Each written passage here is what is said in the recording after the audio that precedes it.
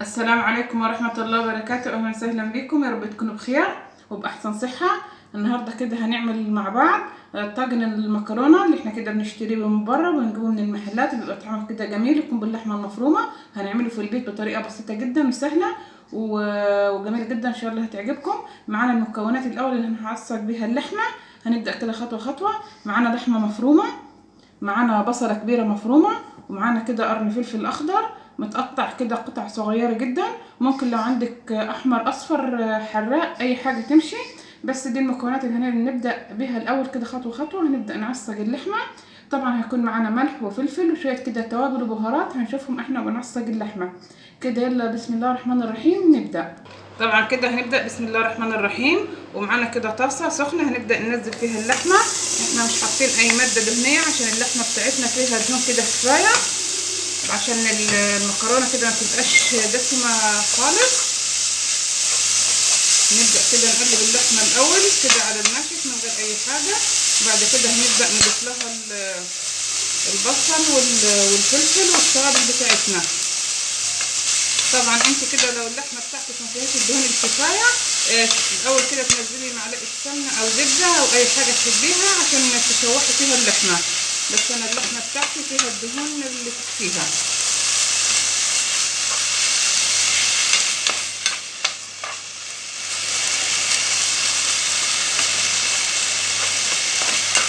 طبعا طريقة بسيطة جدا وسهلة وهنعملها ان شاء الله، مش زي اللي بتجيبيها من بره، احسن منها بكتير واجمل وانضف كده كمان. هتشوفوا كده الطريقة قدامكم بكل تفاصيلها.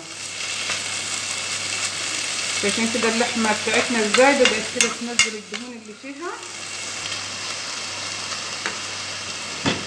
طبعا كده خلاص اللحمة بتاعتنا بدأت تنزل الدهون بتاعتها. هننزل عليها البصلة الكبيرة المفرومة وهنقلب كده البصل اللي معاها برضو.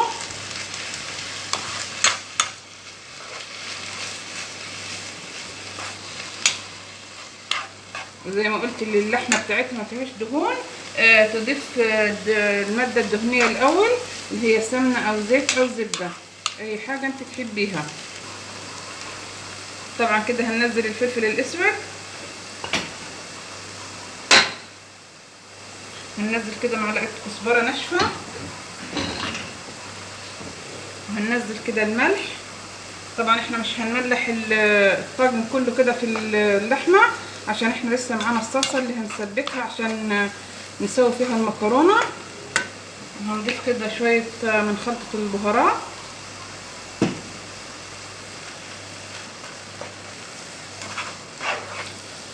الريحه كده جميله جدا جدا وتمام. تحسي كده نفسك عايزه تجيبي عيش وتاكلي كده اللحمه من غير ما تعملي بيها اي حاجه. طبعا كده ومعانا كده قطعه من جوز الطيب، هناخد كده منها بشره بسيطه مش كتير، حاجه كده بسيطه جدا بتخلي كده طعم وريحه جميله جدا.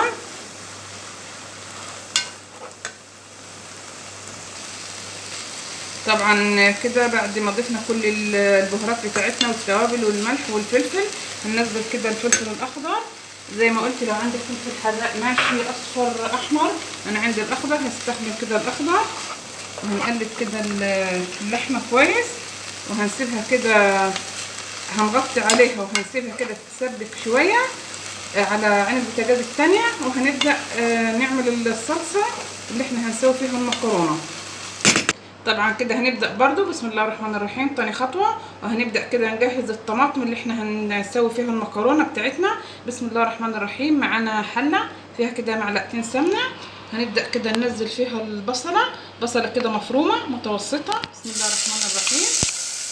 طبعا لو انت حابة تزودي البصلة عن كده ممكن تحطي بصلتين، بس انا عامله كميه مش كبيره. يعني انت لو الكميه كده كبيره عندك، لو هتعملي كيسان مكرونه هو الكيلو، تزودي كميه البصل تحطي بصلتين. وهنفضل نقلب فيهم كده لغايه كده لما يبداوا ياخدوا لون معانا ذهبي. طبعا كده البصله بتاعتنا بدات تاخد كده لون بسيط جدا. هننزل كده عليها الملح، اظبطي كده الملح بتاعك، وهنقلبها كده تقلبتين ثلاثه تاني. وهنبدأ ننزل عليها الطماطم. طبعا كده البصله خدت كده لون بسيط جدا معانا. بسم الله الرحمن الرحيم. طبعا معانا كده حوالي دول كده 6 طماطمات كبار معصورين، وعليهم كده معلقتين صلصه، حوالي قولي كده كيلو طماطم، يعني كيلو الا ربع. طبعا هنقلبهم كده مع البصل. هنبدأ ننزل عليهم الفلفل الاسود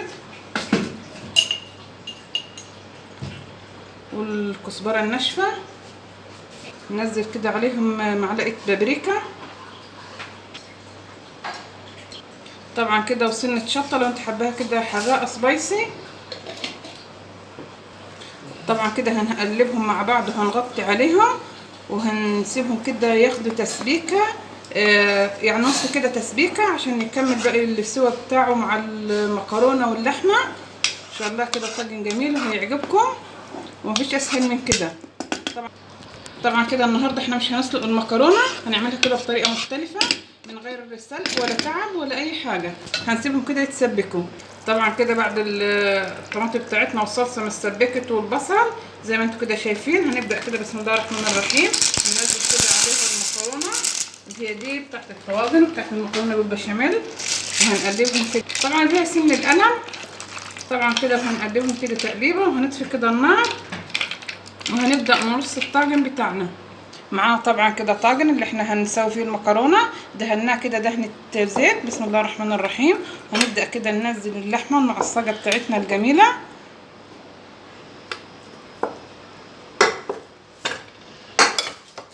نبدا كده نسويها شويه عشان تطلع لنا كده شكل جميل لما نقلب الطاجن. طبعا كده معانا طاجن كبير وطاجن صغير. الطاجن اللي عندك المتوفر الكبير الصغير، عندك كده صينيه صغيره برضو تمشي، اي حاجه اللي متواجد عندك اعملي بيه. طبعا الطريقه دي سهله جدا جدا ما بتاخدش اي وقت. طبعا كده ومعانا المكرونه بتاعتنا. هنبدا كده بسم الله الرحمن الرحيم ننزل كده المكرونه اللي هي لسه ما استوتش بالطماطم المسبكه.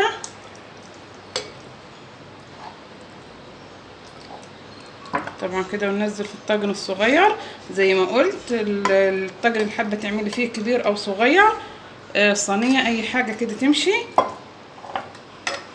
طبعا كده معانا الطاجن كده خلاص. طبعا معانا الفرن سخنه، بس هنقفل كده على الطاجن بورق الالومنيوم وهندخله الفرن يستوي وهنشوف ان شاء الله بعد ما يستوي. طبعا كده خلاص طاجن كده المكرونه بتاعنا استوى. شايفين كده ازاي لسه كده طالع من الفرن؟ شايفين كده المكرونه استوت كده ازاي؟ باينه كده ان هي استوت. طبعا كده هنسيبه كده يبرد كده شويه ياخد كده نفسه زي ما بيقولوا وهنبدا نقلبه. طبعا كده قلبنا كده الطواجن بتاعتنا. بعد ما نقلبها كده على وشها في الطبق نسيبها كده دقيقتين او 3 عشان نتاكد ان هي كده مش لازقه في الطاجن او اي حاجه، تطلع كده معانا سليمه. بس هي كده سخنه. بسم الله الرحمن الرحيم. شايفين كده ازاي؟ بسم الله ما شاء الله. شايفين؟ مش قادره اوصف لكم الريحه جميله ازاي. شايفين كده بسم الله ما شاء الله؟ شايفين جمال كده الشكل ازاي؟ احسن من اللي بتجيبيه من بره بكتير بكتير جدا. كده حاجه نظيفه وحاجه كده حلوه انت عاملاها في البيت وجميله جدا. طريقه كده سهله وبسيطه. المكرونه ما تسلقش بس شايفين كده مستويه ازاي وجميله. بسم الله ما شاء الله. طعمها كده حكايه، جربوها. سهله كده وبسيطه ما خدتش اي وقت، وزي ما شفتوا طريقه بسيطه جدا بس انما جميله. اعملوها وان شاء الله هتدعولي وهتعجبكم جدا. نفس الطواجن اللي بتشوفوها بره بس على انضف وعلى اجمل بكتير. والسلام عليكم ورحمه الله وبركاته.